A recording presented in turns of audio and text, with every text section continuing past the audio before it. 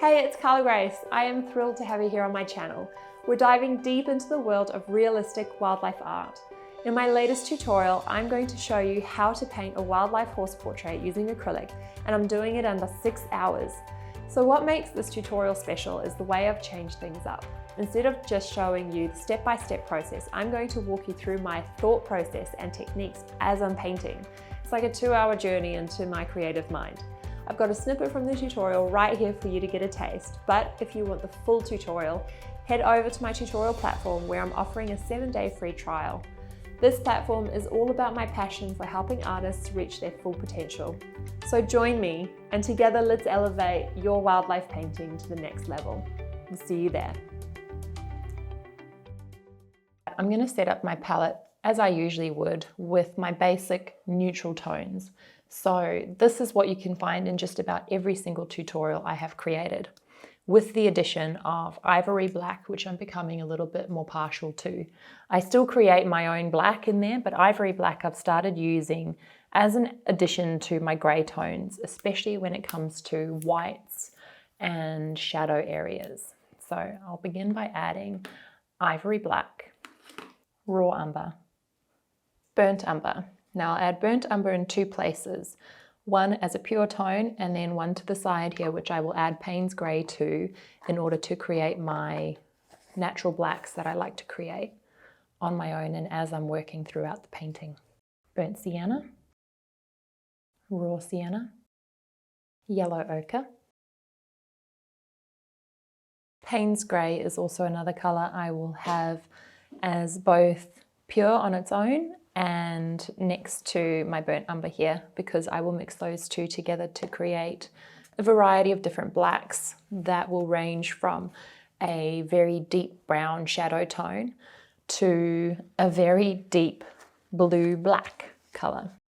And I'm going to use ultramarine, which I will put on this side of the palette, alizarin crimson.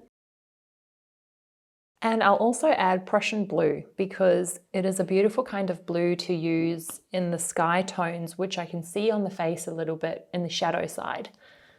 I'll put it there just in case we need it. I don't think we'll need a lot, but I think it is going to feature in our color mixes, especially where the purples and the browns are a lot stronger.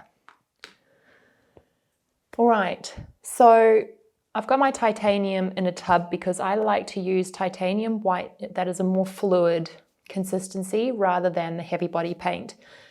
On these wet palettes, the fluid white spreads a lot. So you can see that this sponge is very wet, and that will keep all these paint mixes wet for the entire duration of the painting. It is too much moisture for the white though. This I keep in a little container to keep the white together. Otherwise it will spread throughout the palette. The first thing I'm going to begin with is the background.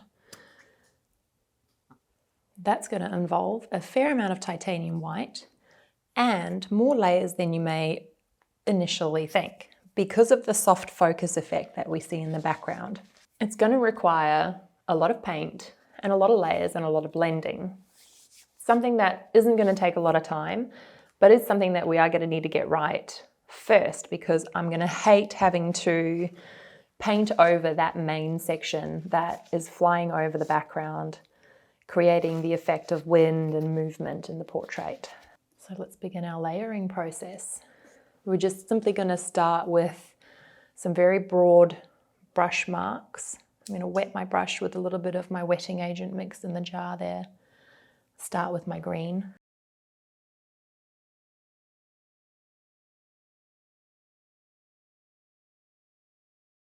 What I've got now are very dark tones of the blended area in the background, and I'm going to spend the next 10 or 15 minutes creating light blends on top of it. So I'm moving on to a size 4 filbert. The surface of my painting has dried a little bit, and I'm going to do a test now with a little bit more titanium white mixed with that raw sienna to see if I can blend in. So it's dry enough for me to add more tones to it. I'm going to soften what I can with this new mixture here. Add those lighter marks. If I was using oil paint, this process would essentially stay the same. It would just be a lot easier to blend these lighter tones into the base painting that we have just created. I would just simply work in a much thinner and more restrained application of those base tones so that I can layer more and more paint on top of it. So this part of the painting would be much easier to do with oil paint. However, it's not impossible with acrylic paint, which is what I'm going to show you. The best way I've found to blend darker tones in a blurred area into the surrounding paint layers that we've previously added is to slowly lighten it, just with more titanium white or whichever lighter version that you've got on your palette. Slowly add more of that to the color mix and then blend it into the edges of that dark tone that you've previously added. That will create a really soft focused look, and it's also an easy way to create that gentle blend. Once again, yes, this is a lot easier to achieve with oil paint. If you have done my lion tutorial, you will notice that the process I'm using to create the horse's mane is going to be very similar to how I created the mane of the lion. I'm going to have very broad application of marks that imply the texture and the depth of the fur, or hairs in this instance, before I come in with a more detailed approach and refined brushwork. Now I'm going to bring in a glaze of a darker tone to blend these tones into the mane. I'm going to use a fair bit of wetting agent and raw umber. I'm going to make sure it's fairly fluid and transparent, and then start applying it lightly over those tones on the mane. You can see how it instantly changes the tones. So if you find that you have added the wrong tone to the painting, you don't have to be too concerned about it initially. All you need to do is choose a glaze that will help you balance those mid-tones with what you need them to be on the painting.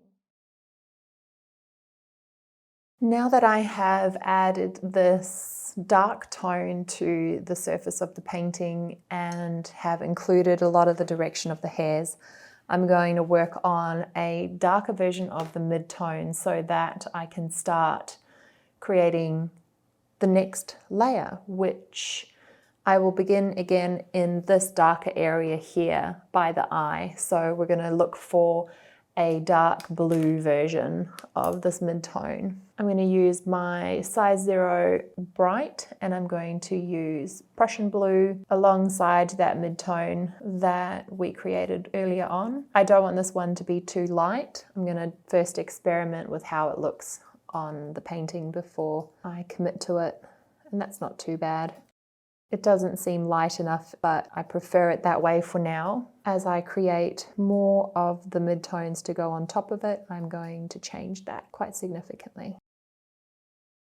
My goal is to now create the effect of the hairs on this face without having to paint each individual one at this stage. So I'm allowing a lot of those dark marks to show through, which is why it was so important for me to be particular about those marks that I was creating. This blue is going to feature alongside the purple tones, especially here between the eyes. So I'm going to be very specific about where I apply this mid-tone.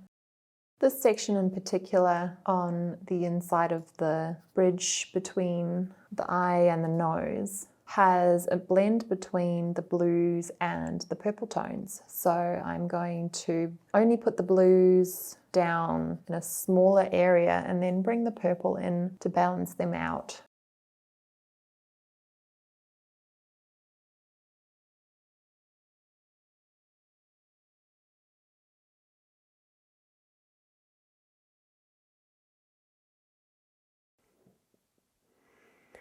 I'm going to bring in a few darker glazes just to get a few of those tones to be a little bit more correct.